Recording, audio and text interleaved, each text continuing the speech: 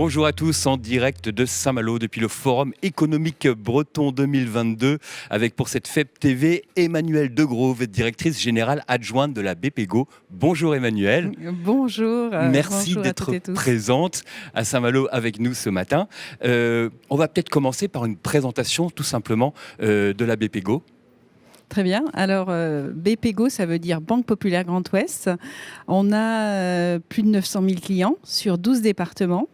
3 000 collaborateurs et 3 marques. Vous nous connaissez sur 3 marques.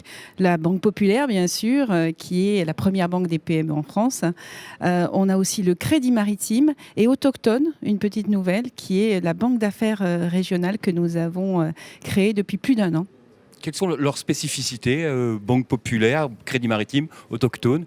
Alors, on a, avec Banque Populaire et Crédit Maritime, des banques centenaires. Banque Populaire, c'est la banque des entrepreneurs. C'est vraiment l'ADN de la Banque Populaire, la banque des entrepreneurs.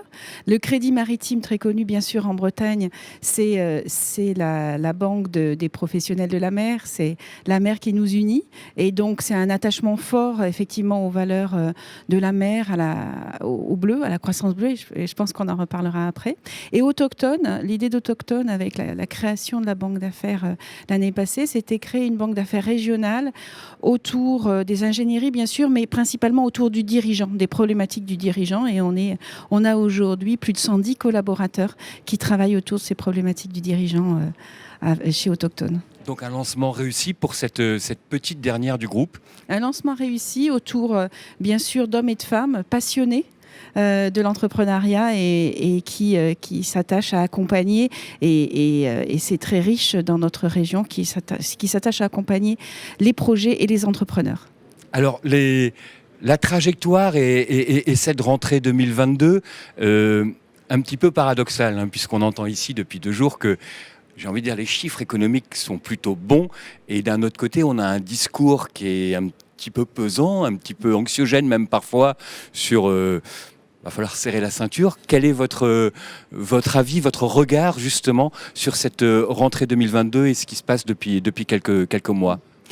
Depuis quelques mois, sans nouveauté, c'est le discours que vous entendez partout, c'est l'addition de crise. On est dans le millefeuille des crises avec, pour ce qui concerne juillet-août, on va dire, cette crise autour, ce constat finalement de l'impact autour des incendies, des sujets de l'eau.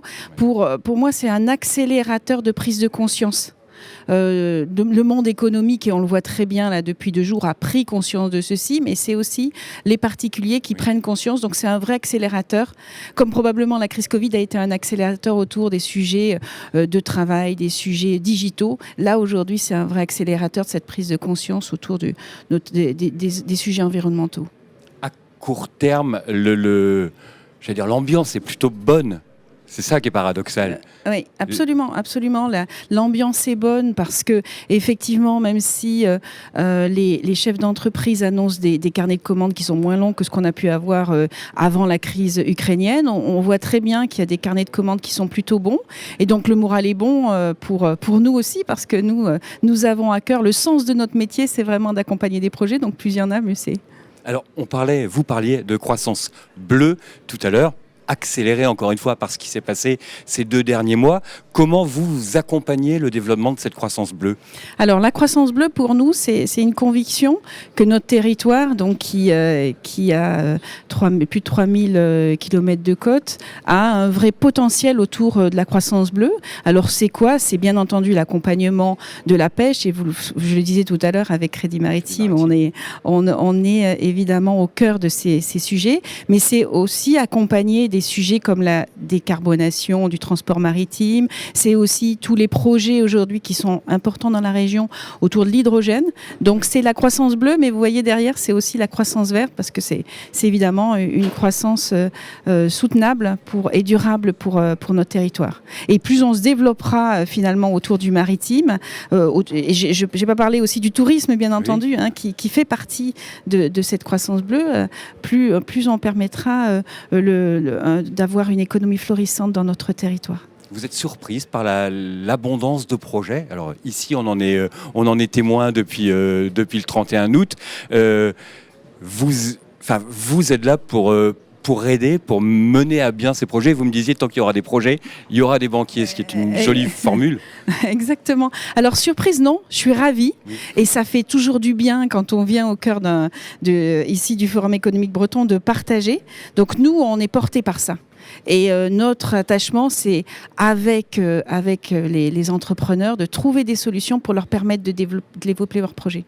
Et en effet, tant qu'il y aura des projets, il y aura des banquiers. C'est notre raison de vivre. Notre situation géographique à la Bretagne, les côtes, le climat, vous pensez qu'il y a une conscience peut-être plus aiguë ici à la Pointe bretonne de ces problèmes environnementaux ? Oui, on a une conscience plus aiguë. Déjà, elle est assez ancienne. On a depuis assez longtemps conscience des sujets énergétiques en Bretagne, puisque on avait ce sujet de dépendance énergétique par rapport à d'autres territoires. Donc oui, il y a cette conscience et il y a cette envie, et je trouve assez prégnante des entrepreneurs de trouver des solutions en Bretagne. Et c'est très bien. On est le 1er septembre, à l'heure où on enregistre. Alors beaucoup redoutent un petit peu cette rentrée après les différents discours qu'on entend. Vous, en tant que professionnel, j'allais dire, je ne peux pas dire est-ce que le moral est bon, mais est-ce que vous êtes plutôt optimiste jusqu'à cette fin d'année 2022 qu'on nous annonce assez rude quand même ? Bien entendu, c'est rude. On est optimiste. Je dirais plutôt que on a très envie aujourd'hui. On a beaucoup d'énergie pour accompagner les projets. Et puis notre rôle aussi, c'est de prévenir, c'est d'être à l'écoute, parce que évidemment, il faudra que nous soyons extrêmement vigilants et nous serons attentifs à ce qui se passe autour de nous. Donc on est bien entendu optimiste et plein d'énergie pour attaquer cette rentrée. Et puis on a tous amené nos enfants ce matin, enfin pour les plus jeunes, et c'est très enthousiasmant.